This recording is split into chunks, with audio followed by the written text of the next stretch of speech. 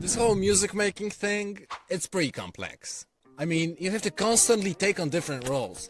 You have to be a composer, a sound designer, a mixing engineer, an artist, an audio engineer, a mastering and mixing engineer, a lawyer. You get the point. And it doesn't get any easier when your workflow is constantly being interrupted by technical difficulties or not being able to find something, which can ultimately lead to frustration and nothing getting done. Which, yeah, I'm assuming you don't want that, right? Which is why in this video I will be sharing 5 practical tips to help you improve your workflow. And while they're in no particular order, I do think I saved the best for last, so stay tuned for that. Now, this first one might seem obvious, but hear me out. Keyboard shortcuts. I encourage you to spend a little bit of extra time on learning your DAW a little bit better. I mean, you might as well if you're gonna be using it for a while, right? Here's a couple of Ableton shortcuts that I find myself using all the time. And if you use a different DAW, you can skip to this part. Let's get the obvious ones out of the way first. Command D for duplication, Command C and Command V for copying and pasting, Shift and Tab to go from clip view to device view, Command U for quantization in MIDI clips, Command E for cutting clips, it's especially useful when you're working with audio, Command J to consolidate, so what this does is it merges what you selected into a single clip, and Alt plus space to start playback from the marker, so anywhere where you clicked your mouse. Now, tip number 2 for you is organize your projects.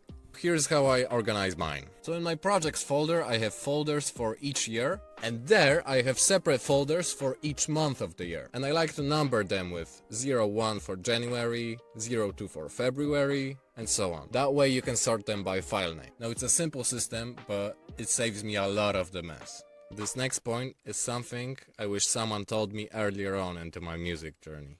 Save stuff.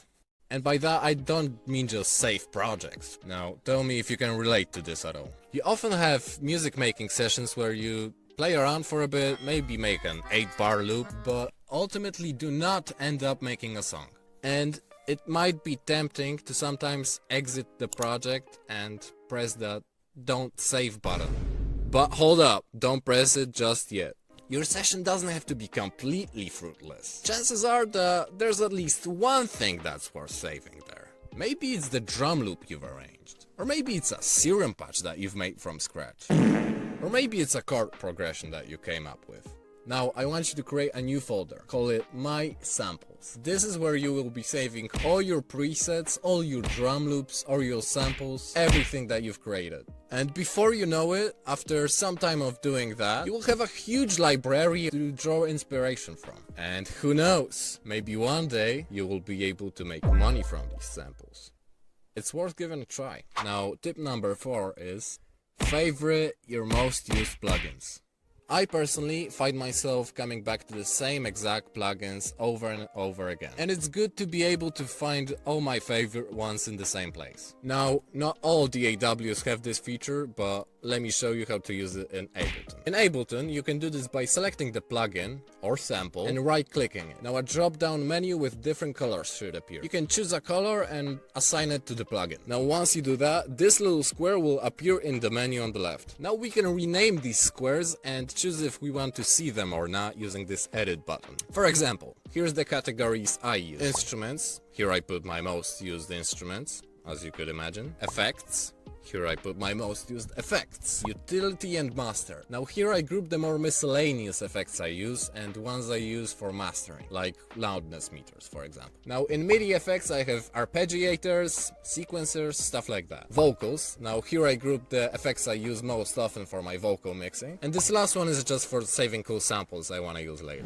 Now last, but certainly not least, the search feature. Now, I know we've already covered keyboard shortcuts here, but in my opinion, this one deserves its own spotlight. And I honestly think this is the most useful one of them all. In Ableton, you can press Command F or Control F on Windows to immediately go to the search bar. Now, whatever you type in that search bar, Ableton will look through its entire library for plugins, effects, samples from Ableton, samples you've imported, everything. I'm pretty sure most DAWs have some variation of the search feature, and if you're not already using it, I think you should look into it. Why? Because I constantly use it. I can't exaggerate how useful this feature is for my music production workflow. Let me show you. Let's just say I need a kick sample. Well, what do? Instead of looking through every single sample pack I have in my library for kicks, I can just press Command F and type in kick. And hundreds of kicks will show up. Or maybe I'm looking for a piano instrument. Command F, piano. Need a compressor? Command F, compressor. Simple. If you think I missed some feature, fuck you. Comment it down below, and for more music, here's some of my other videos. See ya.